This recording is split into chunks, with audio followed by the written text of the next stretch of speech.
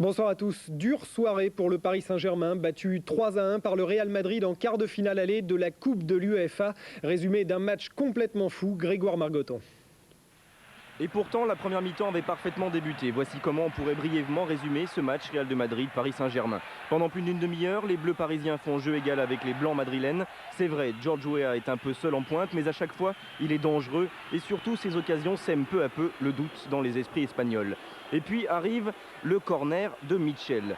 Bernard Lama place sa défense. L'espace d'une seconde, il oublie Mitchell, il oublie aussi Butragueño dans son dos.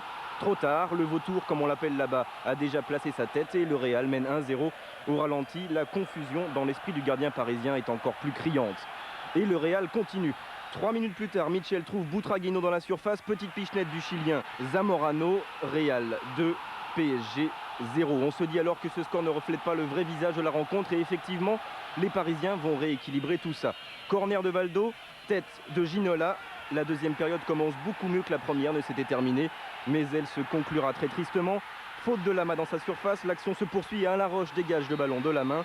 Penalty plus carton rouge pour Roche. Un penalty transformé par Mitchell en 2 temps. Score final 3-1. Dans 15 jours au Parc des Princes, ce sera difficile, très difficile. Dans la série mauvaise nouvelle, sachez que Rudi Völler ne jouera pas demain avec Marseille contre Moscou. L'attaquant allemand est blessé aux côtes.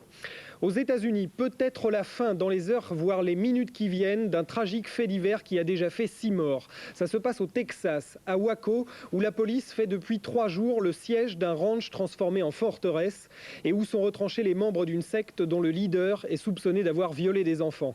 Il s'appelle David Koresh, il se prend pour le Christ et il vient de promettre de se rendre aux forces de l'ordre. Explication de notre correspondante aux États-Unis, Laurence Haïm. Après 3 jours de siège, Jésus va donc se rendre. David Koresh, affirmant être le nouveau Messie, a finalement accepté de se soumettre à la justice des hommes. Dans son message de reddition, il pose cependant cette condition. I, David Koresh, agree upon the broadcasting of this tape to come out peacefully with all the people. Toutes les radios locales ont donc diffusé ce programme de 58 minutes où David réaffirme être le nouveau Messie. Autour de la ferme ce soir, des tanks et 400 policiers attendent la reddition, tous prêts à intervenir et à venger les 4 agents fédéraux tués dimanche dernier. Dans ce que désormais ici on appelle le fort Chabrol du fanatisme, chacun redoute avec angoisse ce dénouement. Des ambulances sont arrivées, l'hôpital de Waco est en état d'alerte, la presse américaine refoulée à 4 km. Mais cela n'a pas découragé CNN, la chaîne américaine a loué un hélicoptère pour être comme toujours au cœur de l'événement, au bon moment. François Mitterrand va proposer l'abrogation de l'article 16 de la Constitution à l'occasion du projet de loi de révision constitutionnelle. Un article qui donne les pleins pouvoirs au chef de l'État en cas de circonstances exceptionnelles et qui n'a été utilisé qu'une fois, c'était en 1961 par le général de Gaulle au moment du putsch des généraux en Algérie. François Mitterrand estime que l'article 16 est une menace pour la démocratie. En Bosnie, de très violents combats aujourd'hui autour de Cerska. C'est une enclave musulmane dans l'est du pays qui a été soumise à une lourde offensive des Serbes. Ce soir, le Haut-Commissariat des Nations Unies aux réfugiés annonce que la ville est tombée aux mains des Serbes. La radio bosniaque parle de 500 morts.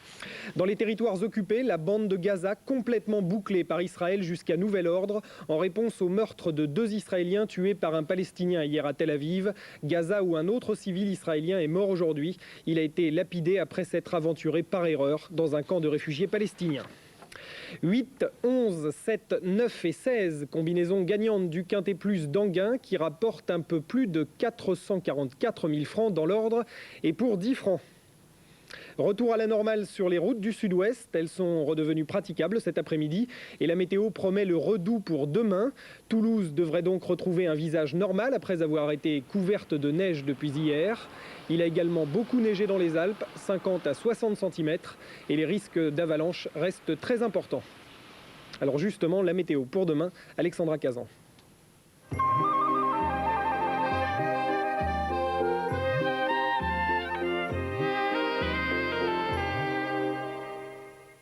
La situation, la voici. D'un côté, une grosse dépression qui recouvre la totalité de la France et jusqu'au Balkan. De l'autre, 2 anticyclones. L'un est scandinave, l'autre se situe au large de l'Atlantique. Ceci donnant cela. Demain matin, ciel variable sur la basse Normandie, région parisienne et nord. Pour toutes les autres régions, l'ambiance est à la grisaille, mais avec des apparitions du soleil en Corse ponctuées d'orages.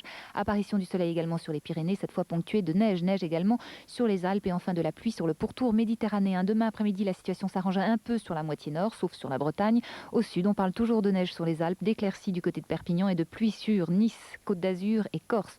Le vent de nord-ouest soufflera en Corse, 30 et jusqu'à 50 km/h. Languedoc-Roussillon également, 30 et même jusqu'à 50 km/h également. Les températures iront de 1 petit degré à Strasbourg jusqu'à 13 à Ajaccio et Nice. Voilà, je vous rappelle que vous n'avez plus que 35 minutes pour courir poster votre déclaration d'impôt ou bien la déposer dans la boîte aux lettres de votre percepteur. Sinon, ce sera une pénalité de 10%. Bonne fin de soirée quand même.